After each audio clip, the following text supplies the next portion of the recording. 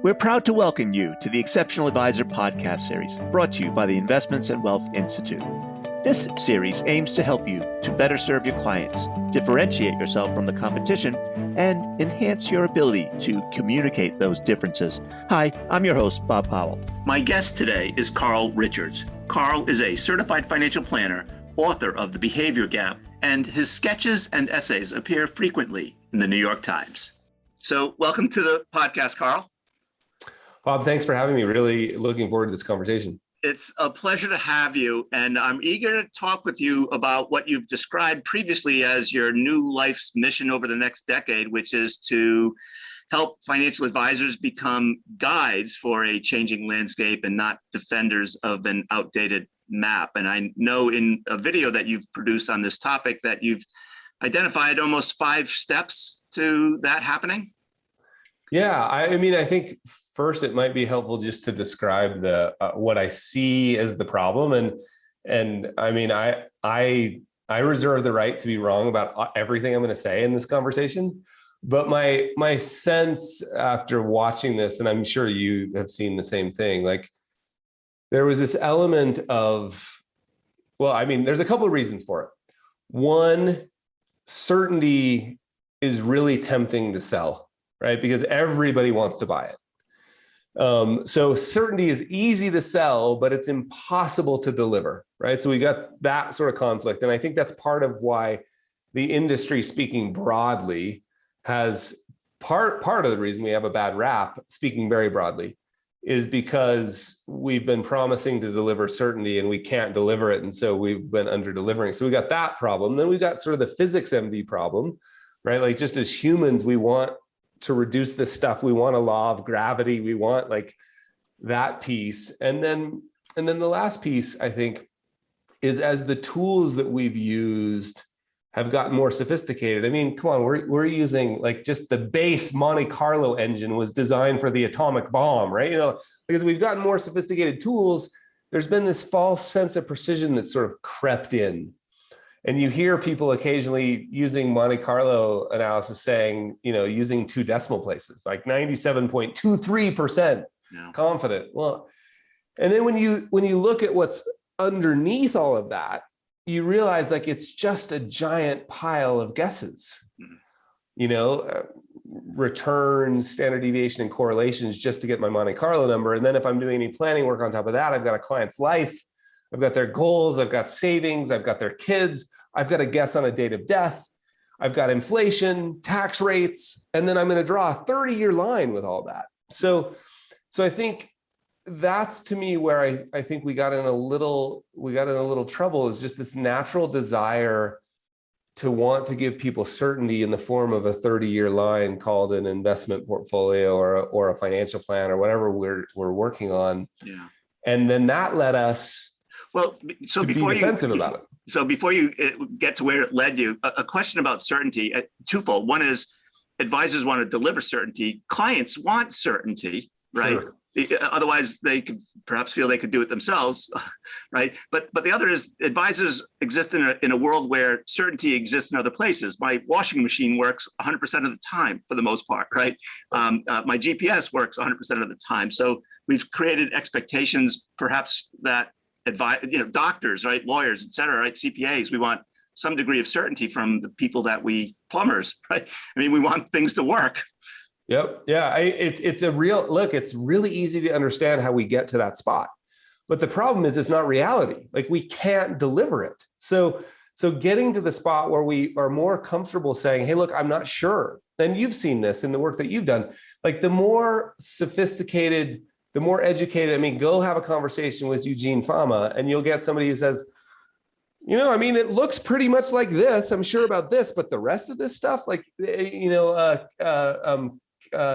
Feynman, right? Like those types of people are notorious for saying, I'm pretty confident about this thing, but everything else. And so I think getting to this spot where we're like, look, I'm going to do the best work I possibly can. And by no way am I sort of denigrating or underappreciating the work that goes into the spreadsheet. So we still need to be technical rock stars. Like I want to be able to look somebody in the eyes and say, Bob, you could look for investment. You could look for an investment solution for the next 20 years of your life, and you will never uncover something that is better than what we put here, right? Like, it's infinitely defensible. I can defend it till I can go toe to toe with anyone. And I'm not exactly sure how the future is going to work. Yeah. And so that's why it's actually the opposite of not being bad. It's like, that's why it's so valuable to have a real financial advisor, because they can look you in the eyes and say, like, think of this as like a guide. Like, if you go climb a mountain, and I've guided in really extreme circumstances, and I've also been a client of guides on rivers in New Zealand and mountains all over the world. And I know that if I'm the guide and a storm blows in, and all we have to do is go back, just go back and look at the plans you created in January of 2020 and tell me how they looked by March. And we've got a real clear 3-month line that didn't work out. The plan blew up. We know that if a storm blows in, instead of being defensive, sure, the client might be upset. And it's silly that they would be upset at me for a storm blowing in, but that's what I'm here for. I'm going to release valve. But it'd be even sillier for me to get defensive. Like, look, I looked at the weather forecast and I knew. Instead, I want to be able to look across the table and say, hey, I know it's a storm. And I get a little nervous when I read the news too. Yeah. And then I can grab them by the collar and say, I've got you. Like, we're going to go this way. I'm an expert, not at drawing 30-year lines. I'm an expert at making really important decisions with incomplete information. That to me is where we're starting to point, like, look, yes, I'm going to draw the best 30-year line anybody could draw. And I know the moment you walk out the door, it's wrong. And I'm going to be there to figure out how it's wrong. So it becomes not about being precisely correct today. I'm going to do my best to be precisely correct. But in the end, I know it's wrong. It's about being less wrong tomorrow. Yeah. And I think when we can start to communicate that way, clients are like, well, yeah, of course. Yeah. Of course. So anyway, that's where it all comes from. Well, you'll forgive me. I know I want to get to purpose and goals and whatnot. Do whatever you want. But one of the things that strikes me is that to do that requires some degree of experience. To be a guide requires experience. And I'm reminded of a time in 2008 when the market was collapsing and I was sitting at a financial planning conference across from a relatively young and new financial planner who was ashen-faced and distraught as the market was crashing, Lehman Brothers, et cetera, right? Everything was going away. And he looked at me and he said, I'm beginning to doubt everything I ever told my clients.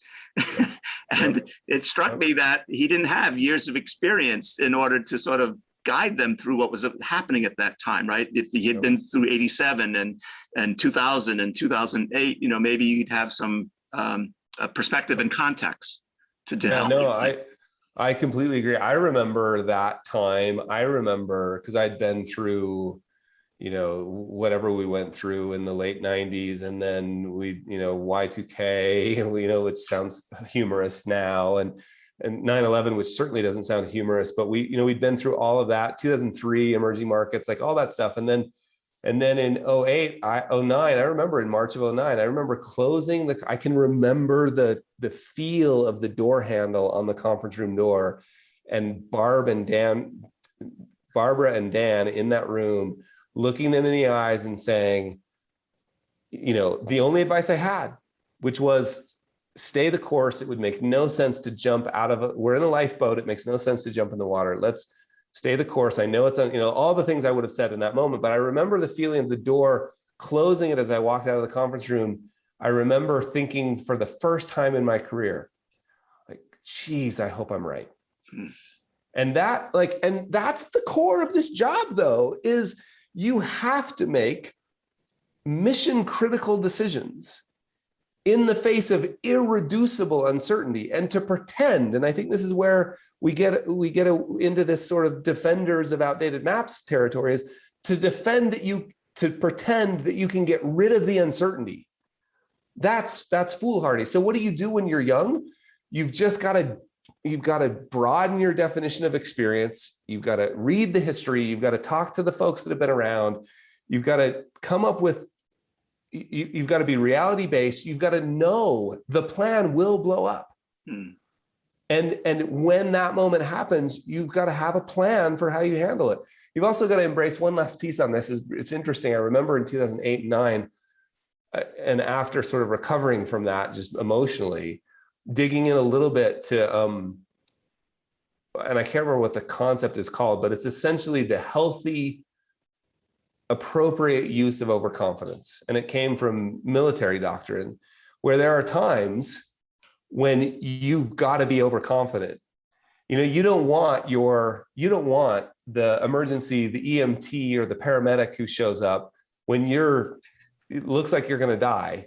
You don't want them saying, looks like you're going to die. What you want them saying is, I've got you, we're going to make it, stay with me, right? And they even know that they're probably not telling the truth, like they're overconfident. And there's moments when, in the face of irreducible uncertainty, we've thought through everything else. We've got to say, this is the best answer I've got. Stay with me. We're going to be okay. Even if we have some doubts bubbling up in ourselves, it's the best answer we have. So I think that's a fascinating world. I love, how do we navigate uncertainty? How do we navigate complexity? How do we be more real about this? And I think we're starting to see more of it bubble up in the industry. Yeah, certainly weathermen, when they're talking about hurricanes and landfalls, that we have a big cone right before it reaches landfall, and weathermen are perfectly happy not being absolutely certain about where landfall will come, right? Yeah, so. Yeah. I just think, and what's interesting, Bob, about this discussion is you start to realize that I think largely, like, once you've nailed the technical piece of this job, and believe me, that our ability to go toe to, especially the audience you're talking, the listeners of this, like you, especially in institutional environments, right? Like, we want to be able to look people in the eyes and be like, look, I'm telling you, I know what I'm doing here. Once we've nailed that, you start to understand the need to be resilient, right? The need for emotional intelligence, the need to take care of yourself physically, like, so that you can navigate in that water. And you can be, I've got a friend who works, he's distressed private equity sort of guy. And I mean, they get called in when things are, like yesterday, he was telling me, I just got a phone call from a company that said, we're going 100 miles an hour straight into a brick wall.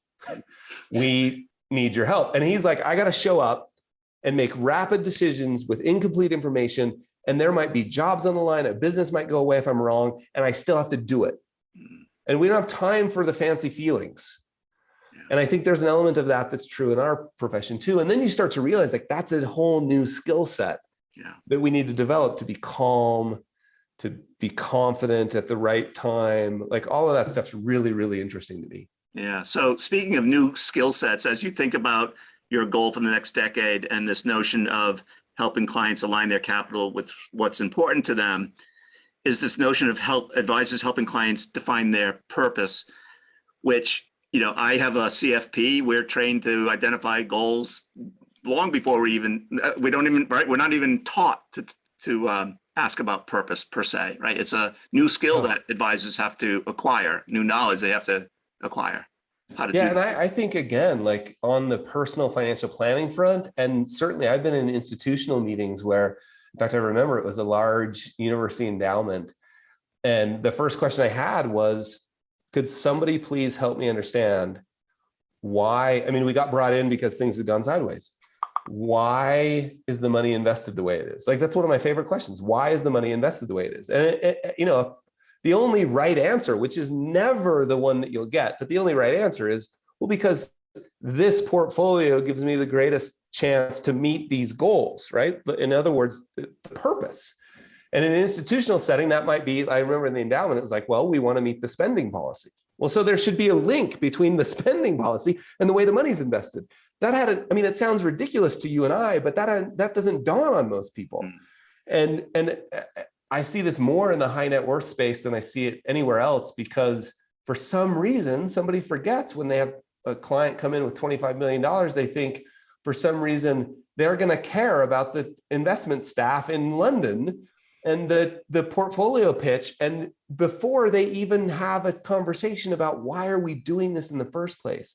So we've gotten really good at debating whether to take a plane, a train, or an automobile on a trip before we ever decided where we're going. Yeah.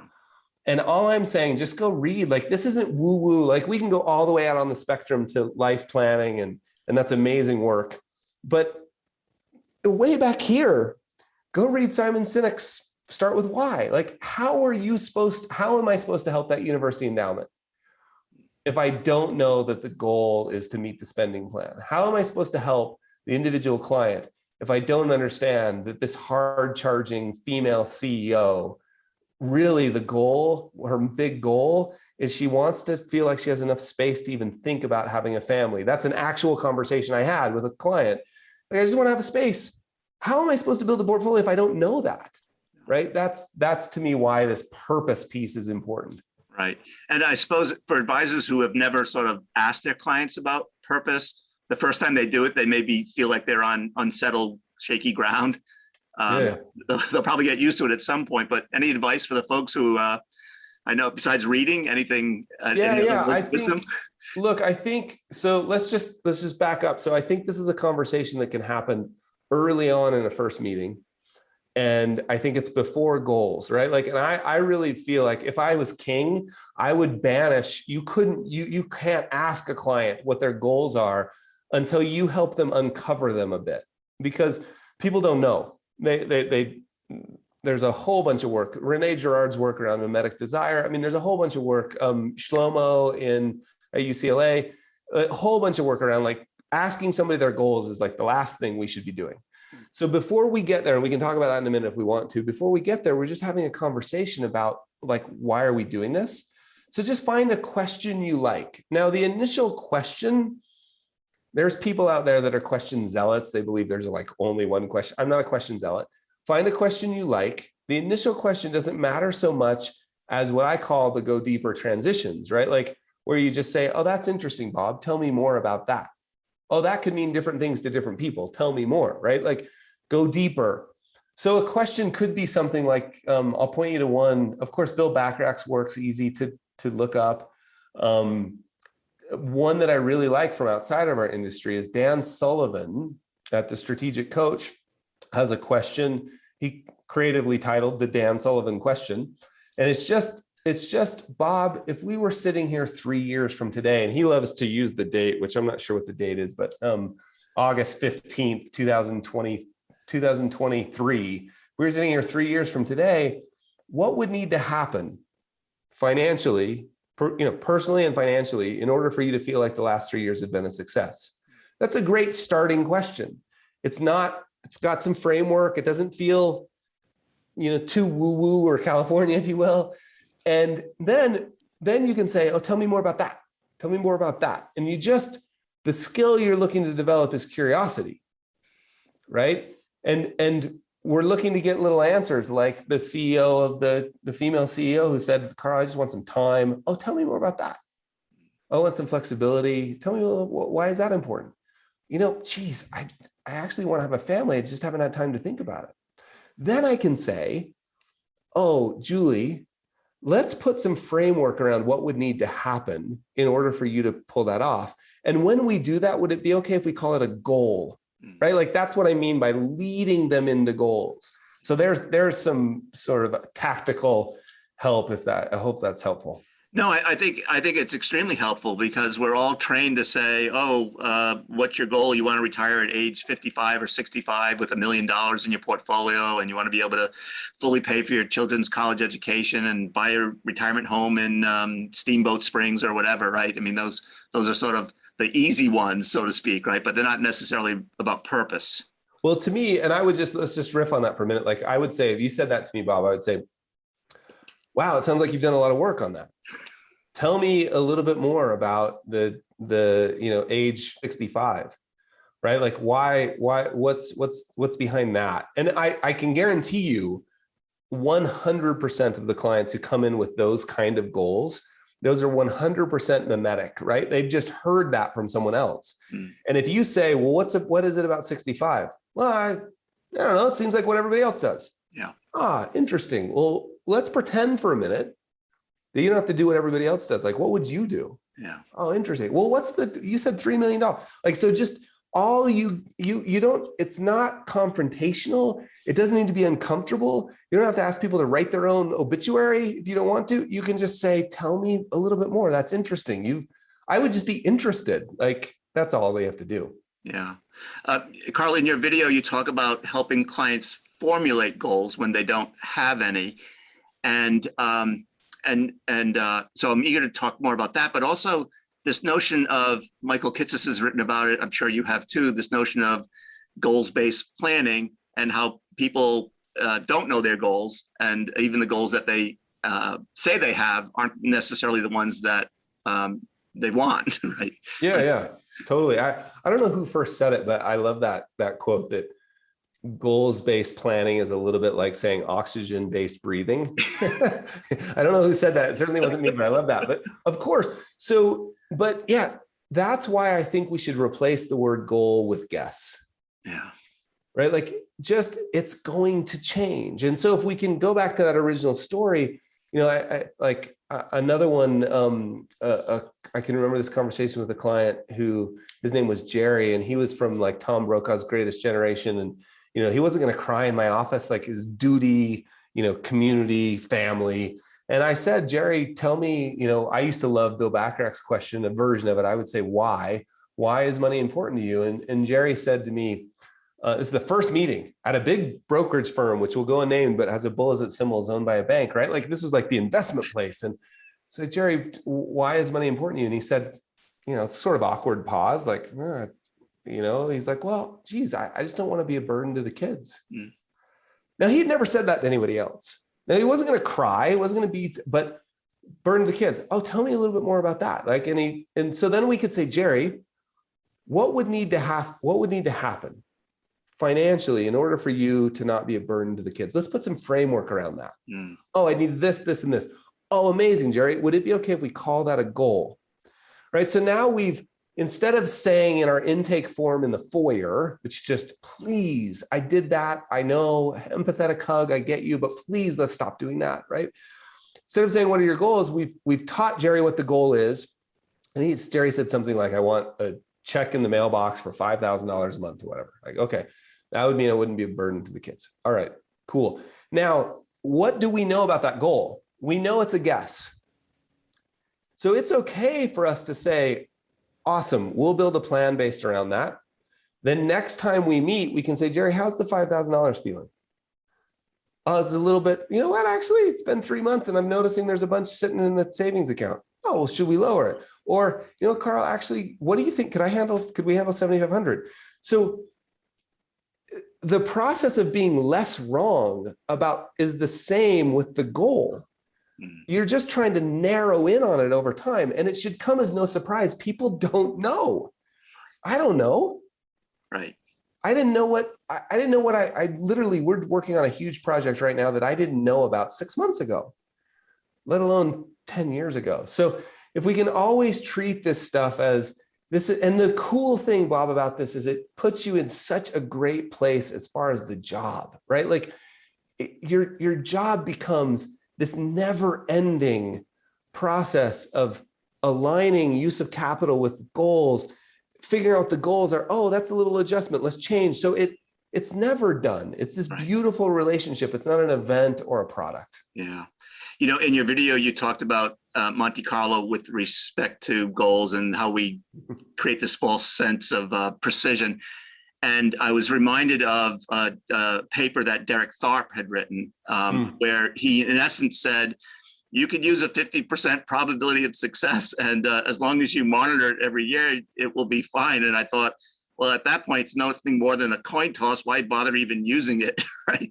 So, yeah. Well, no, I always loved, like, if you had an 80% probability of success and you update it every year, right? Like, you're just narrowing in, like 80%, a 20% chance of failure one time is that's still scary to me. But if every year I'm looking at it. So yeah, I think we all I think we want so bad, like a law of gravity. We just want, like, to be able to grab onto it. And it turns out that money and markets and humans, when you mix humans and markets, you are in like the classic definition of a complex adaptive system. Yeah. And in complex adaptive systems, there are no rules. And the only way to navigate it is, from the literature, the only way to navigate it is solve for the next local optimum. Yeah. Right. The next step, and then reset and do it again and again and again. Yeah. So you're narrowing in that range of outcomes. You're not drawing a straight line to it. Yeah.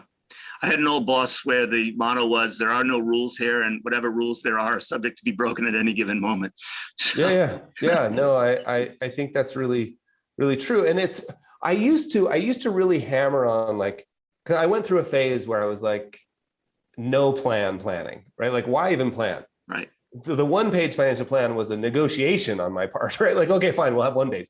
But then I realized, like, I got that wrong. What it is it's not an or, it's an and, right? Like, we're going to build the best plan ever created, and it's going to be wrong.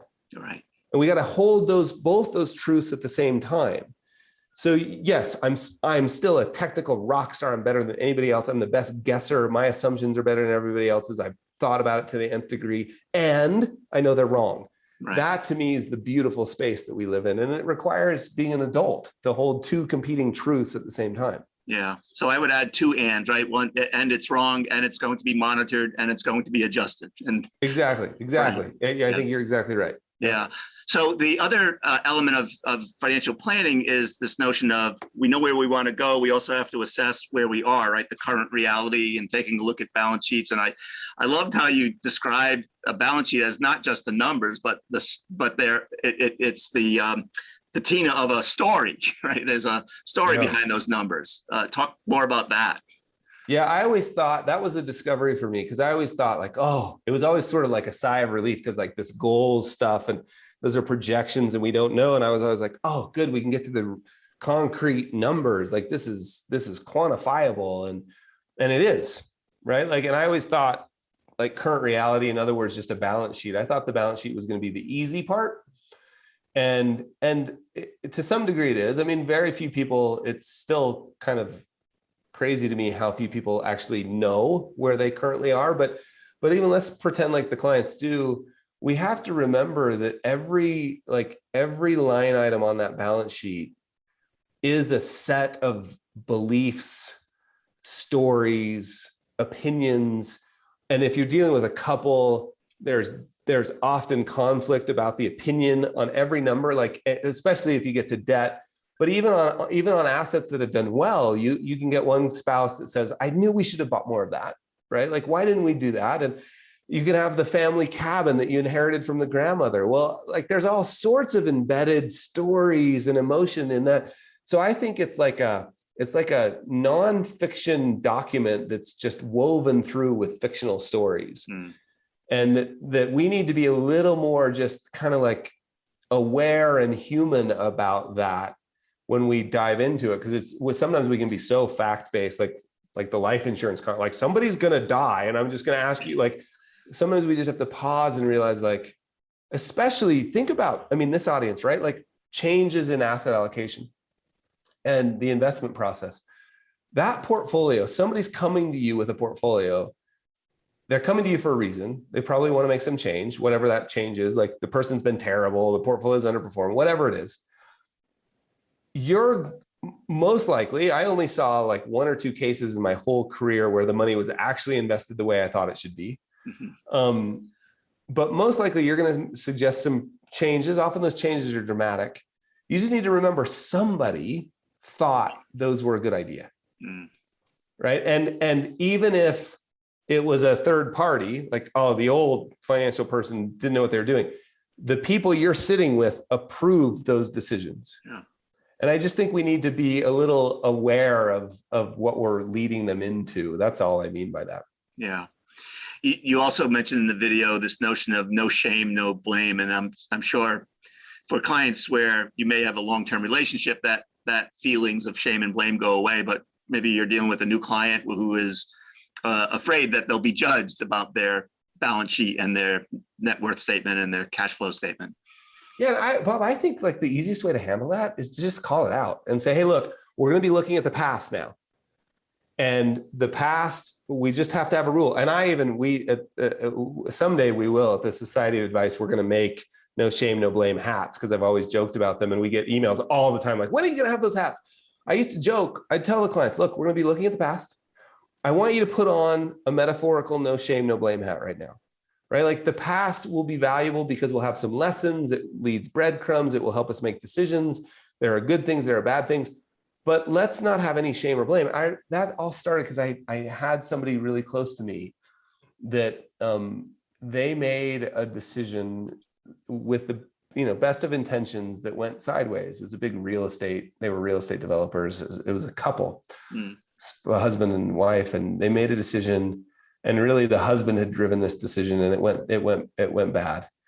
And I've been around these people for almost 30 years, and still to this day, every single time money comes up, every single time something is said by one party or the other about shame or blame. Like, I can't believe we did that. That was so stupid. And if we understand Brene Brown's work around shame and blame, like, shame serves no useful purpose. And I'm not saying guilt or responsibility, that's a different discussion, but shame serves no useful purpose. Shame is, I'm so stupid, instead of like, that may have been a bad decision. And so I think if we just call it out, we're looking at the past. We're not going to feel any shame or blame about the past. We're going to use the lessons. If there's mistakes, we're going to try not to repeat them. If there's good things, we're going to try and do more of them. Like, everybody cool, put on your no shame, no blame hats. Let's go. Right? Like that kind of idea. All right. So we've got purpose. We've covered goals. We've covered the current reality. So we know where we are. We know where we're going. Now we have to set a course. And you say there's a difference between a plan and the process of planning. Yeah. I love this. And sometimes it sounds so obvious, but as an industry, we've often sort of gotten confused. I think it kind of developed, and you've watched this happen, right? Like, we were stockbrokers, then we became we discovered asset allocation along with risk tolerance questionnaires, and out of the bottom popped a portfolio. And so we went from stockbrokers being the product to a portfolio being the product. And now I think largely we've seen this movement to, often, unfortunately, the plan has become a product. And when we understand that the plan's totally worthless without the ongoing process, we start to realize, like, yeah, that document, we hired a new financial planner, like, I think we're going on 8 months now. And she's a huge planner. Like, there's going to be this plan. And I realized maybe 5 months into it, we had a conversation on Friday, my wife and I, and our financial planner, her name's Christy. And we had a conversation on Friday. She was going to work over the weekend for the plan. And over the weekend, something changed. Right. And so I came to this conclusion, like, there's never going to be a big plan. Yeah. Right. Like, it's always going to be adjusting. It's always fluid. And so, yeah, there may be a baseline document, a little bit like a pilot would have a flight plan. Mm-hmm. There's a baseline document, and you're going to be the best in the world at making that document. And then you're going to realize that it was wrong. And so engaging in the process instead of being too worried about the actual plan, because clients have caught on to this. Like, I get a lot of emails from New York Times readers saying, I don't want to go see a financial planner. I'm going to end up with a 2-inch thick doorstop that nobody ever looks at again. Well, no, that's worthless. Yeah. I'm reminded of a couple things. One is Michael Finke once said to me that, these plans are right once, the first time that they're written, and then never again.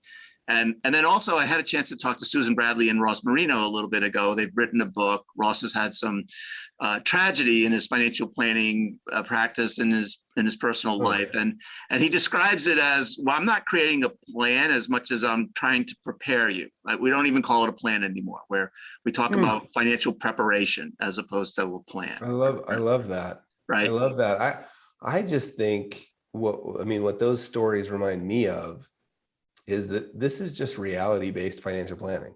Yeah. Like, what if we just come to grips with the fact that there's no way we can know? And once we come to grips with that, of course, there's a little bit of chess that we need to play in terms of how we present it, because we know the guy down the street, and it's normally a guy down the street, this is selling a bunch of certainty. And if we're being honest, and how do we deal with that? And of course, there's some we need to figure that out. But I think those examples, how do you know what the next 30 years are going to look like? And something like that, it can be worldwide plans blow up. It can be our individual lives. It can be related to the market. It could be related to our health. It could be like, there's so many variables there.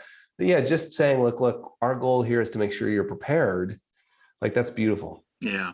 You also talk about the need to be empathetic in this, in terms of planning process. Yeah, I just think we're so funny. Like, and again, you've watched this happen, right? Like, as soon as we discovered behavioral finance, we got this sense of smugness. Like, we were looking down on all the humans and saying, look how silly they behave. And we were forgetting that we do it ourselves, and that it's natural, and that there's a reason Daniel Kahneman writes 300 and 400 page books, right? Like, it's a challenge. And so I think if we can just, and I can give you an example, and I love to go do this on Twitter. Whenever the market, we have a big correction, it's scary. The news is scary. I love to go watch what financial advisors are saying on Twitter. And it's almost always just spraying people with facts and figures, and almost like making people feel dumb that they're scared. Right. And I'm just saying, like, what if we just said, we were a little human about it? Like, hey, I get nervous when I read the news too. Yeah. And then I got to go back and sort of remind myself. And I always think of it like, instead of, here's one way to think about it. When somebody has a well-designed portfolio and something goes south, or a well-designed plan and something goes south, let's just use whole markets, right? The portfolio is down 30%.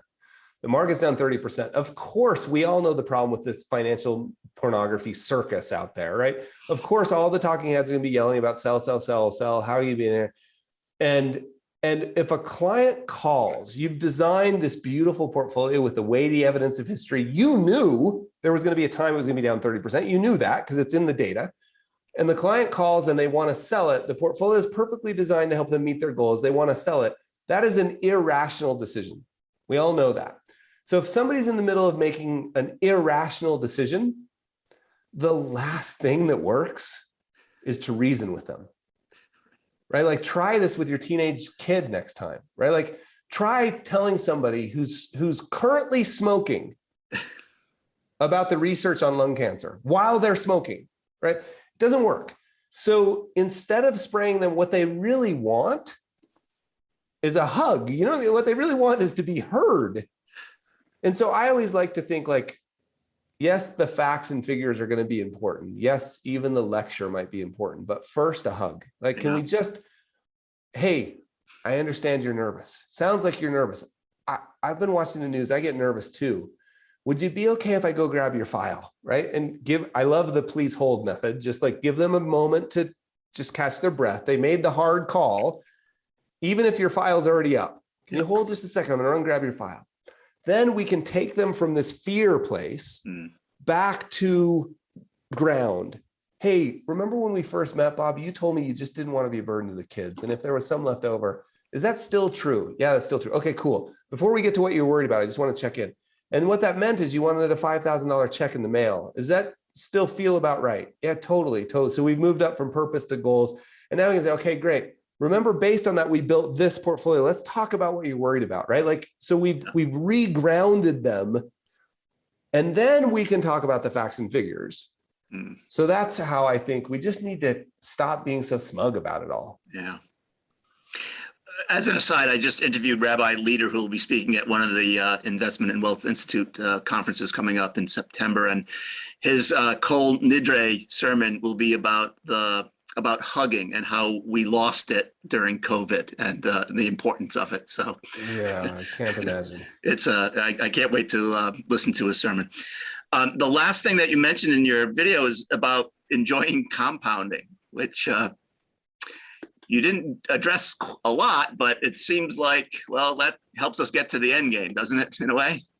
Yeah, and I think it's so interesting how hard it is to let things that compound, right? Like, so hard. Like, we want to pull up the tree and check if the roots are growing all the time. And I think there's a couple of things that compound.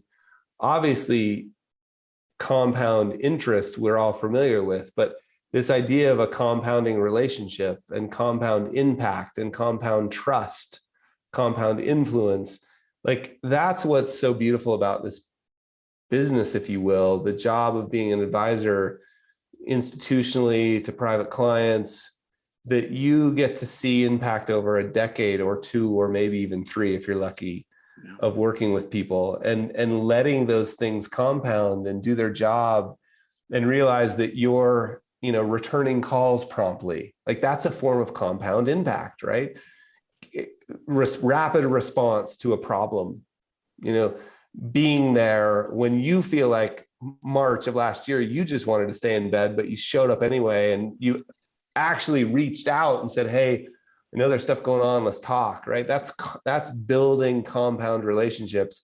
So I think letting things compound is, we all know the power of that when we look at, Morgan Housel's book, that little stat he has on Buffett, fasting, right? Whatever that, I can't remember the number, like after he was eligible for Social Security or something, was like the powerful thing. We all understand that, but I think compounding influence, impact, and reach are important too.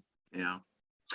You mentioned behavioral finance a second ago. I would be remiss not to mention that the profession is now going full force into this area, right? The CFP board is now making it part of the curriculum. The Investments Wealth Institute has several programs around behavioral finance. How important is it that advisors become knowledgeable about BFI? I don't know how you, I'm speechless about that question. You know what I mean? That's my answer. You have to, right? Like because you can design, and we've all done this. I bet everybody listening to this has had this experience. You design the greatest portfolio ever created, ever. Yeah. One behavioral mistake a decade. You may as well have been in T-bills. Yeah. And so I think understanding, and particularly understanding how to kind of absorb with empathy those challenges, and then help people understand, like, look, the fact that you're feeling that way, right? If you really understand, Kahneman's book to me was slightly frustrating, because right in the very beginning, he says, look, I didn't write this book in hopes that we would solve the problem. And I think he even said something like, I just wrote this book so that next time you make a mistake, you'll know what it's called. Right. Right. So the idea that we understand, and whoever said, like, if you were going to design a poor investor, you would design a human, like, so I think it's not just knowing. I've done a bunch of programs with big companies around understanding the behavioral finance, like the term loss aversion, or the endowment effect, or the recency bias, or overconfidence, all those things. That's important. Knowing how to have the conversations around it when it's showing up is, I think, where we're still need a lot of work. Yeah. So speaking of a lot of work, each and every year, whether you're talking to Michael or Bob Veras or whomever, right, we're always at an inflection point here in this profession. What do you think needs to happen in order for it to sort of become what it could be? Yeah, this would be, I get asked this question a lot. My answer is almost always the same. Like, I don't really know. I'm often wrong, but never in doubt. And this would be true here, because I think the never in doubt part is, like, I think we need to be more human. I think this fear we had of being replaced by robots I think it was just actually a forcing function for us to understand what the real value is. And the real value is what uniquely humans can deliver, because real life doesn't fit in an algorithm. And so us getting better at that while maintaining our technical skills, getting better at the ability to say, oh, Bob, that's really interesting, because what you just said doesn't match what you told me 6 months ago, right? Like, one of my favorite lines on that is, hey, Bob, what I'm about to, you may fire me for what I'm about to say, but you should definitely fire me if I don't, right? 6 months ago, you told me this, and now you want to do this. And I could give you hundreds of examples, but just for the sake of time, right? Like, there's a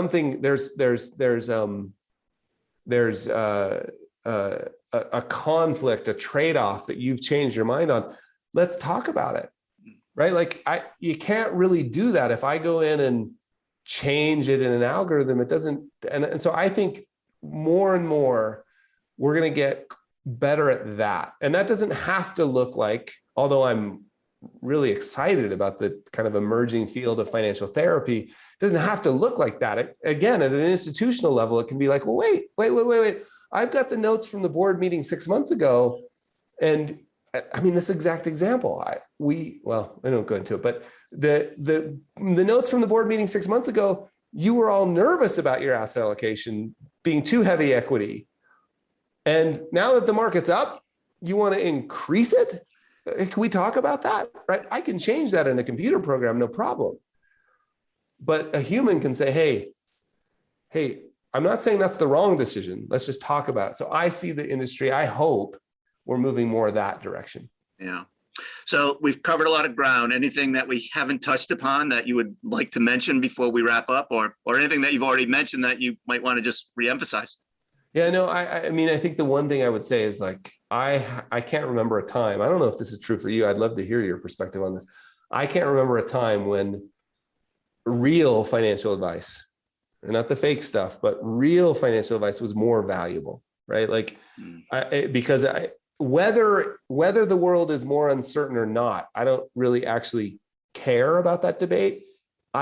It's clear it feels more uncertain, and that's what matters. And in moments of uncertainty like this, in my travels, I mean, I've spent 4 years living in New Zealand and then, a year in London, and traveled all over the world meeting with investors, advisors, and the public. And the word that keeps coming up about how people feel about money is anxious. And it's not going down. Like the feeling's getting stronger. And that's despite the whole sections of Barnes and Noble and all the cool kid apps and the new budgeting thing and the thing on your phone and whatever. So despite all that, the problem seems to be getting worse. And I can only think of one solution for most people. And that solution is a real advisor saying, hey, let me help you navigate all of this. Yeah. And so I would just encourage people to realize, like, your value's never been greater. Like, the work you do is never, and I'm only saying this because I think we have a professional self-esteem issue, because we get the tar beaten out of us in newspapers and in the public, and probably well-deserved from the industry. And yet there's the quiet, real financial advisor who's making a massive difference in their lives, and they wonder what their value is. And I would just beg you to believe me, like, it's never been greater. Yeah. So my hope is, as you think about your next diagram, maybe there's one that says Carl and one that says Bob, and in the middle it says wisdom. And then hopefully that's what people will get from watching this, listening to this. That's a great idea. That's a great idea. Yeah, super fun. Bob, I do a lot of these, and it's super apparent when somebody's done the work to make them amazing. So thanks for the work that you're doing for the industry. And it was a really fun conversation. Yeah. Thank you, Carl. Appreciate it. Yep. Cheers. Thank you for listening to the Exceptional Advisor podcast, brought to you by the Investments and Wealth Institute. If you've enjoyed this podcast, please subscribe through iTunes, Spotify, or our website at www.investmentsandwealth.org/podcast to get the latest episodes of our Exceptional Advisor podcast series. For additional resources, updates on events, and exclusive membership deals, visit www.investmentsandwealth.org.